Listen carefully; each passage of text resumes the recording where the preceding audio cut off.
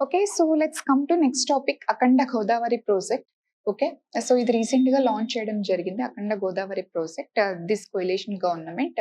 So దీని కింద almost AP government కి 94.44 crore అంటే అప్రాక్సిమేట్లీ 94 crore అనేది ఈ ప్రాజెక్ట్ ని డెవలప్ చేయడానికి central government has given assistance to state government. Assistance అంటే so like it's like a grant అనమాట. ఇది ఏమీ లోన్ కాదు, ఇది జస్ట్ గ్రాంట్ అనమాట. దేని కింద ఇస్తున్నారంటే like special assistant to state for capital infrastructure or capital investment అనమాట. సో క్యాపిటల్ ఇన్వెస్ట్మెంట్స్ చేయడానికి ఏదైతే స్పెషల్ అసిస్టెంట్ స్టేట్స్ కి ఇస్తామో అంటే it's like a grant. Almost దీన్ని డెవలప్ చేయడం కోసం 94 కోట్లు ఏదైతే ఉందో దాన్ని శాంక్షన్ చేసింది. It is just a grant. So government మనకి గ్రాంట్ ఇచ్చింది, we no need to pay అనమాట. It's not a loan. Okay, so ఏంటి అఖండ గోదావరి ప్రాజెక్ట్ ఏదైతే ఉందో ఇది మనకి హ్యావ్లాక్ బ్రిడ్జ్ ఏదైతే ఉందో, సో హ్యావ్లాక్ బ్రిడ్జ్ అనేది గోదావరి రివర్ ఏదైతే ఉందో గోదావరి రివర్ మీద ఉండే బ్రిడ్జ్ అనమాట, which connects Rajahmundry and Kovvur town. Okay, so Rajahmundry and Kovvur town ని కనెక్ట్ చేసే బ్రిడ్జ్ ఇది. అయితే రైట్ నో ఇది వర్క్ చేయట్లేదు. ఓకే, సో రైట్ నో ఈ బ్రిడ్జ్ ని అబాండన్ చేసేసేయడం జరిగింది అనమాట. ఓకే, బికాస్ టెక్నికల్ ఫీజిబిలిటీస్ అయితే ఉన్నాయి. బికాస్ ఇది ఆల్మోస్ట్ ఎప్పుడు 897 లో ఈ బ్రిడ్జ్ ని కన్స్ట్రక్ట్ చేయడం జరిగింది.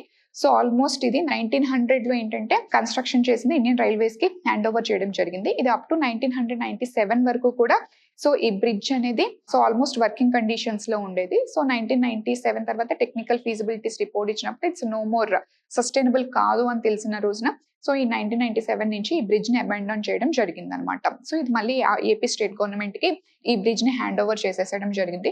సో రైట్ నో దీని యొక్క టెక్నికల్ ఫీజిబిలిటీ అసెస్మెంట్ అనేది జరిగింది. సో రైట్ నో గవర్నమెంట్ ఏం చేద్దాం అనుకుంటుందంటే ఈ అబాండన్ బ్రిడ్జ్ ఏదైతే ఉందో దీని ఒక టూరిస్ట్ స్పాట్ కింద డెవలప్ చేద్దామని చెప్పేసి అనుకుంది. సో జనరల్ గా మనకి 2027 లో గోదావరి పుష్కరాలు అనేవి ఉన్నాయన్నమాట.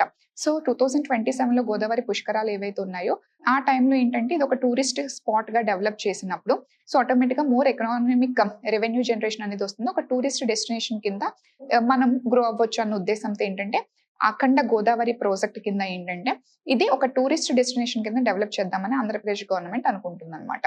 ఓకే, సో దీనికోసం సి హియర్ ఇది ఆల్మోస్ట్ 125-year old బ్రిడ్జ్ అనమాట. సో హ్యావ్లాక్ బ్రిడ్జ్ ఇది ఏంటంటే సో ఆ టైంలో మద్రాస్ గవర్నర్ ఎవరైతే ఉన్నారో మద్రాస్ ప్రెసిడెన్సీ గవర్నర్ సో అతని నేమ్ కింద యాక్చువల్ గా హ్యావ్లాక్ బ్రిడ్జ్ అని నేమ్ చేయడం జరిగింది. అతని టైంలో ఇది కన్స్ట్రక్షన్ జరిగింది కాబట్టి సో టూరిజం ఇన్ఫ్రాస్ట్రక్చర్ ఫెసిలిటీస్ అనేవి ఈ ప్రాజెక్ట్ కింద డెవలప్ చేద్దామని చెప్పేసి అనుకుంటున్నారు అక్రాస్ గోదావరి రివర్ చుట్టుపక్కల. స్పెసిఫిక్ గా ఏంటంటే ఇందులో బ్యూటిఫికేషన్ ఆఫ్ హ్యావ్లాక్ బ్రిడ్జ్, ఈ బ్రిడ్జ్ ని ఏదైతే సో ఇందులో కంప్లీట్ గా బ్యూటిఫికేషన్ చేద్దాం అనుకున్నారు. ఈ బ్రిడ్జ్ ఏదైతే ఉందో ఇది ఆల్మోస్ట్ 2.74 కిలోమీటర్. సో ఈ బ్రిడ్జ్ మొత్తం కూడా ఏంటంటే ఒక క్రాఫ్ట్ బజార్ ని ఎస్టాబ్లిష్ చేద్దాం అనుకుంటున్నారు. క్రాఫ్ట్ ఆ బ్రిడ్జ్ మొత్తం కూడా సో దట్ అక్కడ ఏంటంటే ఆంధ్రప్రదేశ్ యొక్క కల్చర్, ఆంధ్రప్రదేశ్ యొక్క కస్టమ్స్, ట్రెడిషన్స్ అవన్నీ కూడా రిఫ్లెక్ట్ అయ్యే విధంగా ఒక క్రాఫ్ట్ బజార్ ని అక్కడ ఆ బ్రిడ్జ్ మొత్తం కూడా ఎస్టాబ్లిష్ చేద్దామని చెప్పేసి అనుకుంటున్నారు.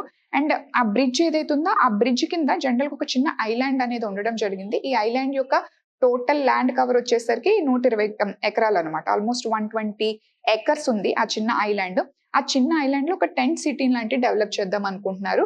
సో ఒక టూరిస్ట్ ఒక సిటీ లాంటిది ఒక టూరిస్ట్ సిటీ లాంటిది డెవలప్ చేద్దాం అనుకుంటున్నారు. ఆ ఐలాండ్ ఏదైతే 120 acre ఐలాండ్ ఉందో బ్రిడ్జ్ కింద అది ఒక టెంట్ సిటీ టూరిస్ట్ స్పాట్ కింద డెవలప్ చేద్దాం అనుకుంటున్నారు.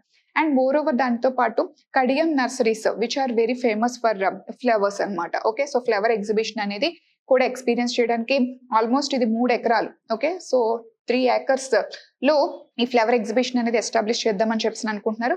ఈ గోదావరి రివర్ ఇరిగేషన్ కెనాల్స్ ఉంటాయి కదా, సో అందులో ఏంటంటే సో బోటింగ్ ని ఇంట్రడ్యూస్ చేద్దామని అండ్ గోదావరి హారతి అని చెప్పేసి సో ఈ రకంగా ఏంటంటే lot of tourist attractions designs అనేవి తీసుకురావడం జరిగింది.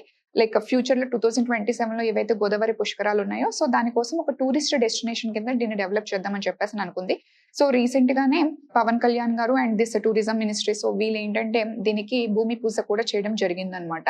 సో అందుకని ఇది న్యూస్ లో ఉండడం జరిగింది. Akhanda Godavari project so specifically to make Andhra Pradesh specifically ఈ గోదావరి రివర్ అక్రాస్ ఏరియాస్ ఏవైతే ఉన్నాయో వాటిని టూరిస్ట్ డెస్టినేషన్స్ కింద డెవలప్ చేయడం కోసం టూరిజం ఇన్ఫ్రాస్ట్రక్చర్ ఫెసిలిటీస్ ని డెవలప్ చేస్తారనమాట ఈ ప్రాజెక్ట్ కింద. ఓకే, సో దీనికోసం ఆల్మోస్ట్ 94 crores ఏదైతే ఉందో ఆ అమౌంట్ అనేది గ్రాంట్ కింద ఏపీ గవర్నమెంట్ కి వచ్చింది through central government. Okay, so this is all about Akhanda Godavari project.